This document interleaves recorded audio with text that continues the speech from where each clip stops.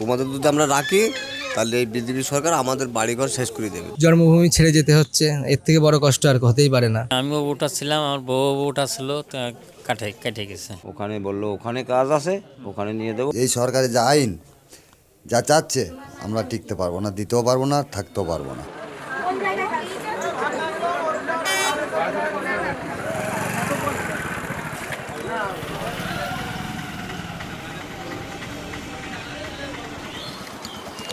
হাকিমপুর মানে পশ্চিমবঙ্গের উত্তর ২৪ পরগনা জেলার স্বরূপনগর থানায় বাংলাদেশ সীমান্তবর্তী একটি জনপদ।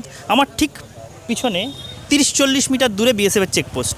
আর এই চেকপোস্টের বাইরে গত কয়েকদিন ধরে কারা এসে ভিড় জমাচ্ছেন তারা, যারা কেউ ২ বছর আগে, কেউ ৪ বছর আগে, কেউ ১০ বছর, কেউ ১৬ বছর, কেউ ২০ বছর আগে কোনো বৈধ নথি ছাড়া মানে অবৈধভাবে বাংলাদেশ থেকে ভারতে ঢুকেছিলেন। তারা এখন বাংলাদেশে ফিরতে চাইছেন।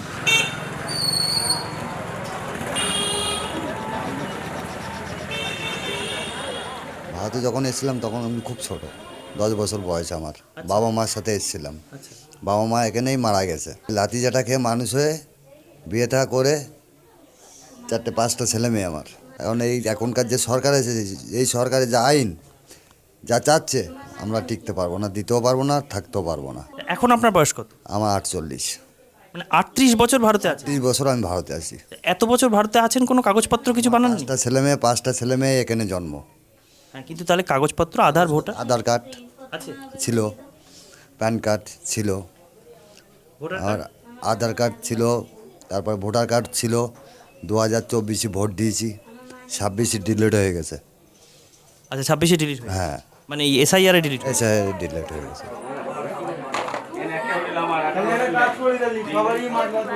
সরকারের চোখে বাচ্চু মুন্সি একজন অনুপ্রবেশকারী। নাগরিকত্ব না পেলেও ভোট দিতে অসুবিধা হয়নি। বাচ্চু মুন্সি একা নন। হাকিমপুরের বিএসএফ চেকপোস্টে নির্মীয়মান বাড়িতে আশ্রয় নেওয়া অনেকের গল্পই বাচ্চুর মতো। একটু বেশি রোজগার, একটু সহজ জীবনের আশায় দিন আনি দিন খাই মানুষগুলোর অবৈধভাবে এ দেশে ঢুকে পড়া। অবৈধ বাস, জাল নথি, সংসার। রাজ্যে সরকার বদলের পর বদলে গিয়েছে জীবন। এবার সংসার গুটিয়ে বাড়ি ফেরার পালা। সীমান্তে বিএসএফ চেকপোস্টে অপেক্ষা। আমি রাজমিস্ত্রির কাজ করতাম। কোথায় থাকতেন? এয়ারপোর্ট বিশ্বপাড়া আছে, ওই বিশ্বপাড়া মানে ওই জায়গায় থাকতাম। ভাড়া নিয়ে থাকতেন? হ্যাঁ, ভাড়া থাকতাম। পরিবারে কজন আছেন? আমরা 4 জন ছিলাম। এখন কি 4 জনই ফিরছেন? না, 4 জন না। আমার মেয়ে বিয়ে দিচ্ছে এই জায়গা। মেয়ে এই জায়গা রয়েছে, মেয়ের আধার আই কার্ডটা আছে, ও ভোট দিয়েছে এবার।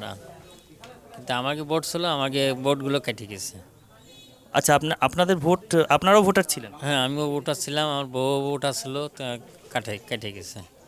কিসে কেটে গেল? এসআইআর? হ্যাঁ, এসে কেটে গেছে বলে যার জন্যই আমাকে বাড়িওয়ালাও খেতা যাচ্ছে, আর পুলিশও আসতেছে। কেউ মিস্ত্রির কাজ করতেন, কেউ দিনমজুর, কেউ বা সাফাই কর্মী।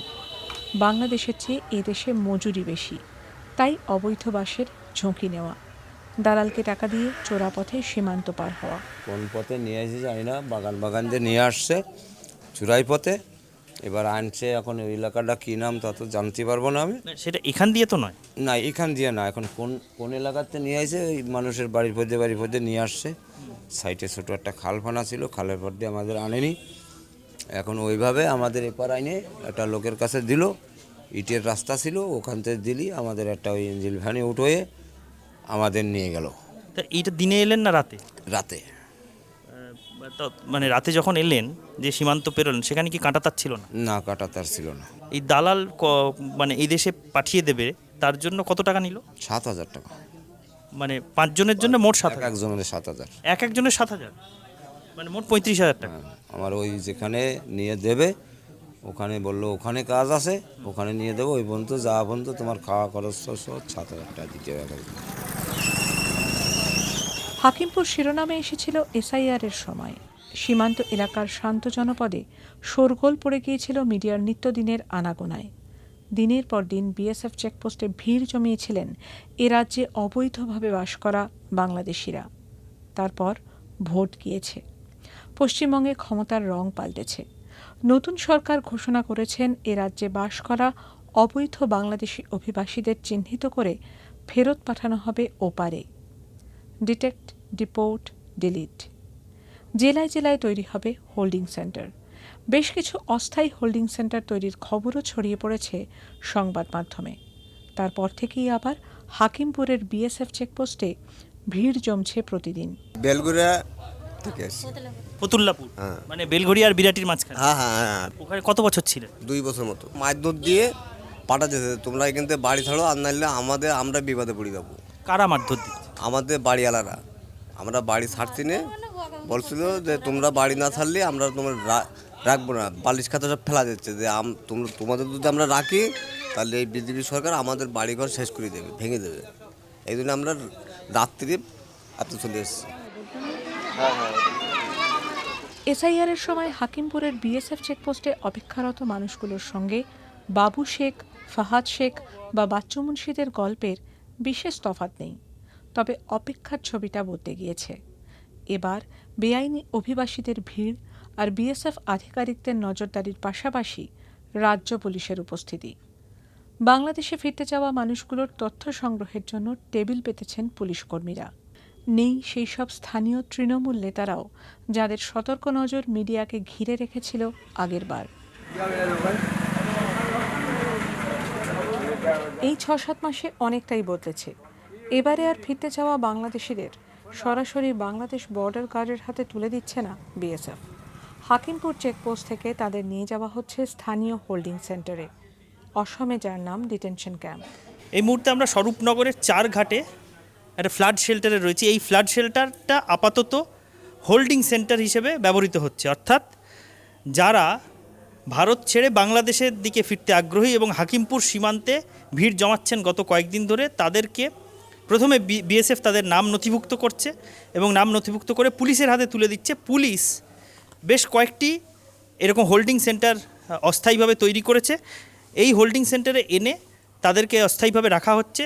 বিএসএফের তরফ থেকে যখন বার্তা আসবে যে বাংলাদেশের কর্তৃপক্ষ তাদেরকে ফিরিয়ে নিতে রাজি হয়েছেন, তখন এই হোল্ডিং সেন্টার থেকে তাদেরকে আবার নিয়ে যাওয়া হবে সীমান্তে এবং সীমান্ত পার করে বাংলাদেশে পাঠিয়ে দেওয়া হবে। ওনাদেরকে রান্নার ব্যবস্থা করা হয়েছে, সকালে বাচ্চাদেরকে বিস্কুট আর জলের ব্যবস্থা করা হয়েছে। এখানে খাওয়ার জল নেই, পানীয় জলের ব্যবস্থা নেই এখানে, তার জন্য জলের ব্যবস্থা করে দিয়েছি। আর কালকে 4:30 অবধি এদের খাওয়ানো দাওয়ানো মোটামুটি করা হয়েছে। কতদিনের জন্য এদের ব্যবস্থা করতে হতে পারে সে বিষয়ে কিছু জানেন? সেটা প্রশাসনিকভাবে এখনও জানানো হয়নি, সরাসরি জানানো হয়নি। আপাতত ওনারা থাকছেন। আবার শুনলাম, যেটা জানি না এর সত্যতা কতটা, আবার কিছু হয়তো আসবেন এখানে থাকার জন্য। একটা ঘর আছে ফাঁকা, সেই ঘরটা। হাকিমপুরে অপেক্ষার বিরাম নেই। কয়েকদিন ধরেই দফায় দফায় ভিড় জমাচ্ছেন মানুষ।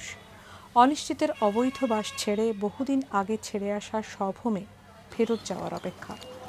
বাবা মায়ের সঙ্গে দীর্ঘ অপেক্ষায় অধৈর্য বাচ্চারা জানে না তাঁরাও অনুপ্রবেশকারী। তিনি যে অনুপ্রবেশকারী সেটা বুঝতে পারছেন না রিয়াজুলও। রিয়াজুল 22 বছর বয়সী তরুণ, কিন্তু রিয়াজুল বাংলাদেশে ফিরছে। হাকিমপুর চেকপোস্টের বাইরে সে অপেক্ষায় দাঁড়িয়ে রয়েছে। বিএসএফের কাছে নাম নথিভুক্তও করিয়েছে, কিন্তু রিয়াজুলের কাহিনী অন্যরকম। রিয়াজুলের আসল বাড়ি, মানে তার পৈতৃক বাড়ি বাংলাদেশের খুলনা জেলায়, কিন্তু রিয়াজুলের জন্ম ভারতে। তার বাবা মা অনেক বছর আগে এদেশে চলে এসেছিলেন। তারা ভাই বোনেরা এদেশে জন্মেছেন এবং তাদের নামে ভোটার কার্ড, আধার কার্ড সব কিছুই রয়েছে, কিন্তু তবু রিয়াজুলদের ফিরতে হচ্ছে। রিয়াজুল কেন ফিরতে হচ্ছে? যেহেতু আমাদের বাবা মায়ের নাম কাটা গেছে, এই জন্যে আমাদের উপর চাপ বাড়ছে। যাদের সিএতে নাম থাকবে না তাদের চলে যেতেই হবে, যাদের নাম কেটে যাবে, সে যতই পুরনো হোক না কেন। ভেবেচিন্তে বাবা মা বললো তাহলে এখানে থাকা যাবে না, তখন আর দেরি করে লাভ নেই, বেরিয়ে যেতে হবে। তো বাবা মায়ের নাম এসআইআরে ভোটার তালিকা থেকে কাটা গেছে? হ্যাঁ। আপনার নাম কাটা গেছে? না। আপনার নাম রয়েছে? তো বাংলাদেশে বাড়িতে গেছেন কখনো আগে? না। আপনার কোনো ভাই বোনেরা? না যাইনি। আপনারা কখনো বাংলাদেশ দেখেন না। এই প্রথম বাংলাদেশ? First time. কেমন অনুভূতি হচ্ছে যে আপনার বাড়ি যেখানে বলে শুনেছেন ছোটবেলা থেকে, কখনো সে বাড়ি দেখেননি, কিন্তু এত বছর পর ফিরছেন? প্রথমত তো অনেক কষ্ট হচ্ছে, নিজের দেশ জন্মভূমি ছেড়ে যেতে হচ্ছে, এর থেকে বড় কষ্ট আর হতেই পারে না। এখন বাবা মার দেশ যেহেতু ওখানে, ওইটাও একদিকে মানে যাচ্ছি ফার্স্ট টাইম, ওটাও ভালো লাগছে, কিন্তু এখানে আসতে পারবো না, এটাও অনেক দুঃখজনক একটা বিষয়। এটাই আর কিছু না। এপার বাংলা ওপার বাংলার মাঝে 2216 কিলোমিটার সীমান্ত, তার 569 কিলোমিটারে কাঁটা তার নেই। সীমান্ত সুরক্ষিত করতে বিএসএফকে জমি দেওয়ার সিদ্ধান্ত নিয়েছে রাজ্যের নতুন সরকার। অনুপ্রবেশমুক্ত পশ্চিমবঙ্গ গড়ার ঘোষণা হয়েছে, আর হাকিমপুরে ভিড় জমছে। বছরের পর বছর ধরে তিলে তিলে গড়ে তোলা জীবন ছেড়ে সংসার গুটিয়ে দেশে ফিরছেন বাচ্চু, মোহাম্মদ লাল মিয়া, রিয়াজুলের বাবা মা।